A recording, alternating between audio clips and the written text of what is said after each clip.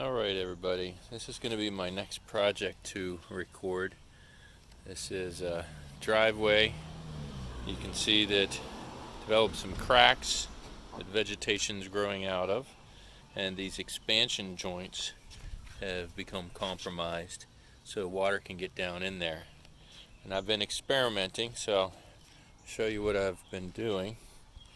Got some polyurethane caulk and have started filling in cracks, and this is not the self-leveling kind. And then you can see another crack here that I've already repaired, so I've done a little bit. And this is a limestone, they call it concrete gray, but the tube says limestone, and it's a polyurethane. I'm using the Loctite ProLine series. It's about $7 a tube, and it will take a fair amount, but I'll go into detail on how the process is. So these were my first 3 joints that I did, and I didn't put anything on top, and I used some of that spray foam underneath of it. I bought some foam backing roll, but I haven't used that yet. And this is a seam that I just did today, and in this case I decided to get some sand. I'd seen another post on YouTube to use some sand so that when you're done it looks a little more like concrete.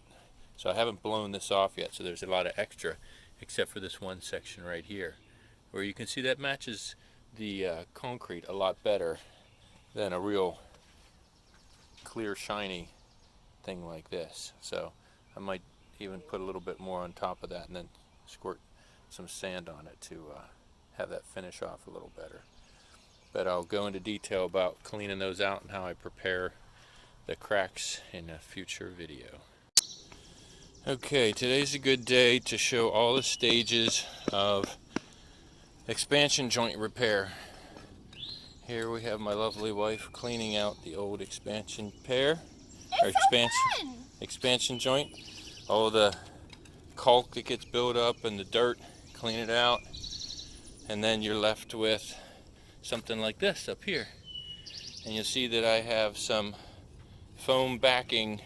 It's a roll that comes, this one came in 100-foot length and it's a 1/2 inch, and you can see that I'm doubling it up here because I have a pretty big gap, and so I'm holding it in place with this screwdriver. And then I put the caulk, and this is a polyurethane, again not a self-leveling, and you can see a nice edge there.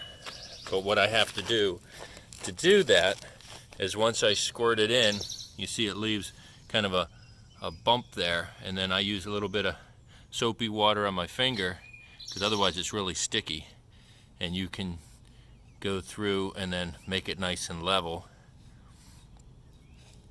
And once you get to that point, you got it nice and sticky, and that stands out a lot though. So just like that one did. But you see over here is where I had put some sand. So then you can come and sprinkle some sand over top of it and just let it sit there. And we'll come back later and we'll blow the excess off.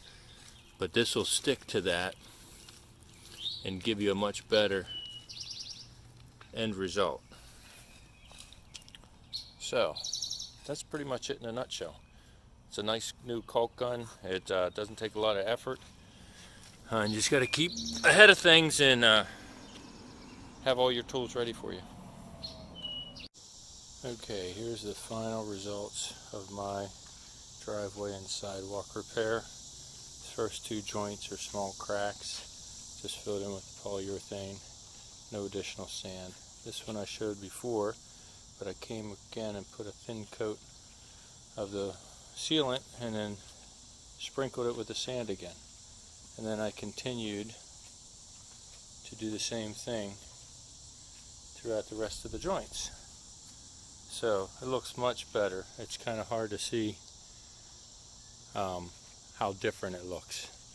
Now there were some spots where it rained shortly after I did the sand, and so it didn't stick as much. But overall I'm pleased. Most of the time I had the foam backer rods here, but it worked out nice. Good results. This is a much better result than that vegetation growing out, and now water can't get in.